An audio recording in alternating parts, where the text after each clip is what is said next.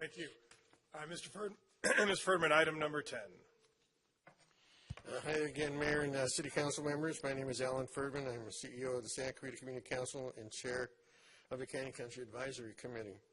At the last council meeting, I witnessed and I wrote a column about what I thought was the Santa Clarita City Council at its finest. Watching the five of you openly and exhaustively discussing an item on the agenda was truly inspirational. This meeting, however, seems to be the antithesis of the last meeting.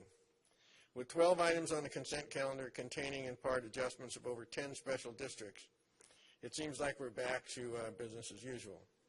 I seriously doubt if each of you exhaustively reviewed all of these agenda items, and tonight I want to ask you about one of those districts. As part of this agenda item, drainage benefit assessment areas 6 and 18, Shangri-La and Bracken Street, look strange. Last year's districts showed a need for approximately $120,000 per year together for those two assessment districts for operation and maintenance. This year, the projected operation and maintenance requirement is zero. I'm just wondering, how did we make that happen? Since we've been at about that amount since the inception of the district. So what do we do to make the maintenance costs go to zero?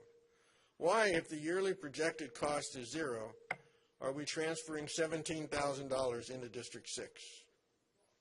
How is it possible to have an ending balance in 2016-15 of a negative approximately $370,000 and a negative approximately $290,000 respectively, and then start the next year with a balance reduced to being negative $274,000 and $228,000 respectively?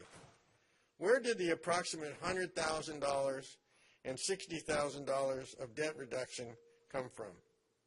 I've asked for an explanation of similar fund balance situation for these districts several times in the past. I've spoken with Darren Segmiller, Kevin Tenoyan, Ken Striplin, and Darren Hernandez, and no one seems to have been able to explain the situation. So I'm just asking for the clarification, and I will now go quietly to my seat and wait for an answer. Thank you.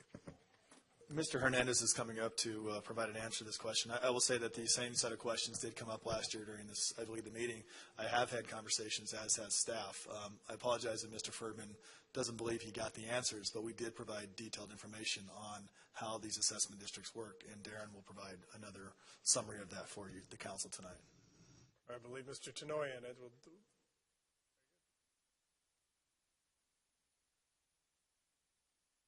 Thank you, Mayor, members of the council. Kevin Tenoyan, Special Districts Manager for the city.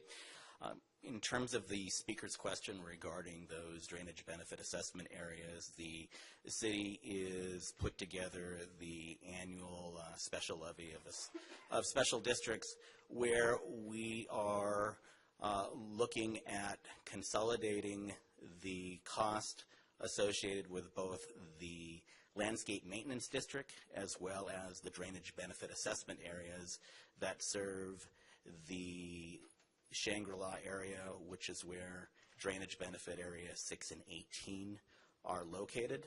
We have been working internally with special counsel and meeting with the different homeowners associations to talk with them about our approach to paying down the deficits associated with those two drainage benefit assessment areas, and we will be sending additional information out to the community in the coming weeks before a subsequent item comes to the City Council.